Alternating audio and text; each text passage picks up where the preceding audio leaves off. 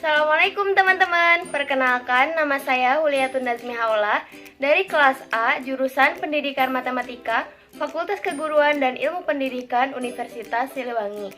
Video ini saya tujukan untuk memenuhi tugas mata kuliah Teori Bilangan, Filsafat, dan Sejarah Matematika yang diampu oleh Bapak Dedi Nurjamil.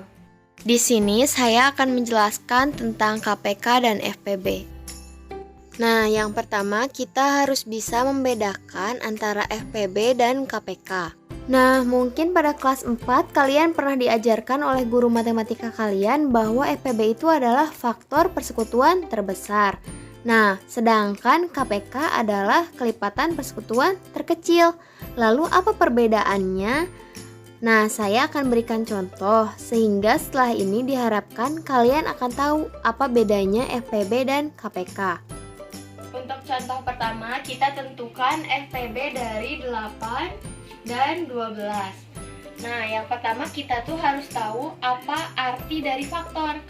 Nah, misal faktor dari 8. 8 berarti kalian harus mencari tahu semua angka yang bisa ngebagi 8 tapi tidak menghasilkan koma.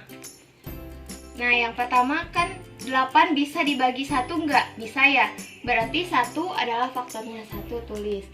Lalu 2, 8 bisa dibagi 2 nggak? Bisa ya? 8 bagi 2 yaitu 4. Berarti 2 tulis. Terus 3, 8 bagi 3 nggak bisa ya, soalnya hasilnya koma-komaan. Jadi skip lagi. Jadi langsung ke angka 4. 8 dibagi 4 bisa ya? Berarti 8 dibagi 4, 2. 4 berarti faktor dari 8. Terus selanjutnya 5 nggak bisa, soalnya akan menjadi koma. Lalu 6, 8 bagi 6 hasilnya akan koma. Lalu 7 juga sama. Nah, karena udah sampai 8, kita yang terakhir nih 8 bisa kan dibagi 8, jadi hasilnya 1. Udah sampai 8 dan yang dicari juga kan angka 8. Jadi jika udah sampai angka 8 berarti udah stop. Lalu yang kedua 12. Berapa FPB dari 12? Faktornya berapa aja sih? 12 bagi 1 bisa kan? Berarti 1 tulis. 12 bagi 2 bisa 6, enggak ada komanya. Jadi tulis. 12 bagi 3 bisa ya?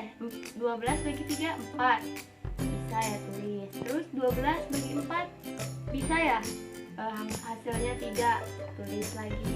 Kalau 12 bagi 5 nggak bisa kan, jadi 5 nggak termasuk faktor dari 12. Terus 6, 12 bagi 6 bisa kan, hasilnya 2, lalu tulis 6. Terus 7, 12 bagi 7 nggak bisa kan, jadi nggak termasuk faktor. Lalu 8 juga nggak bisa ya, 12 bagi 8 nggak bisa. Lalu 12 bagi 9 nggak bisa juga kan, bukan faktor dari 12. Lalu 12 bagi 10 sama, nggak bisa. Terus 12 bagi 11 nggak bisa ya. Terus yang terakhir udah angka 12 nih, 12 bagi 12 pasti udah bisa 1 ya. Jadi kalau udah sampai angkanya ini, angka sendiri, berarti udah stop. Nah, setelah kita cari faktor-faktornya, kita tinggal nentuin berapa FPB-nya. Kan FPB itu faktor persekutuan terbesar. Berarti cari nih angka mana yang sama, terus yang terbesar. Yang sama kan 1, 2, sama 4 ya. Terus yang terbesar adalah 4. Jadi FPB dari 8 dan 12 adalah 4. Selesai. Nah, untuk KPK kita ambil angka yang sama, yaitu 8 dan 12. Nah, KPK itu kan kelipatan persekutuan terkecil ya. Jadi kita cari kelipatannya. Kelipatan dari 8 sama 12. Pertama kita cari kelipatan dari 8. 8 kali 1, 8. Terus 8 kali 2, 16. 8 kali 3, 24. 8 kali 4, 32. 8 kali 5, 40. 8 kali 6, 48. 8 kali 7, 56. Udah, seterusnya. Terus untuk 12 juga sama, cari kelipatannya. 12 kali 1, 12. 12. 12 kali 2, 24. 12 kali 3, 36. 12 kali 4, 48. 12 kali 5, 60. Dan seterusnya.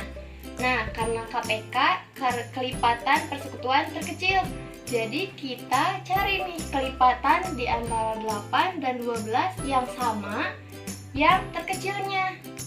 Kita cari dulu yang samanya berapa aja. 24 ya. Terus 48. 24 sama 48, yang terkecil adalah 24. Jadi KPK dari 8 dan 12 adalah 24. Nah, bedanya antara FPB dan KPK. Nah, metode ini disebut metode mengurai. Jadi kita uraikan dulu semua faktor dan kelipatannya. Kalau FPB kita uraikan faktornya berapa, kalau KPK kita uraikan kelipatannya berapa.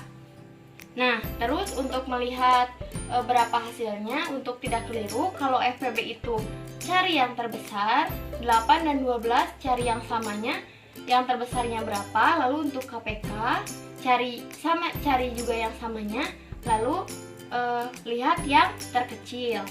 Jadi FPB dari 8 dan 12 yaitu 4, dan KPK dari 8 dan 12 yaitu 24. Nah, teknik ini kan disebut mengurainya. Teknik ini enak, sebenarnya mudah, tapi akan menjadi repot kalau angkanya gede-gede. Ini bakal lama banget, makanya saya akan ajarkan dua metode lain yang umum digunakan, seperti pohon faktor dan metode tabel.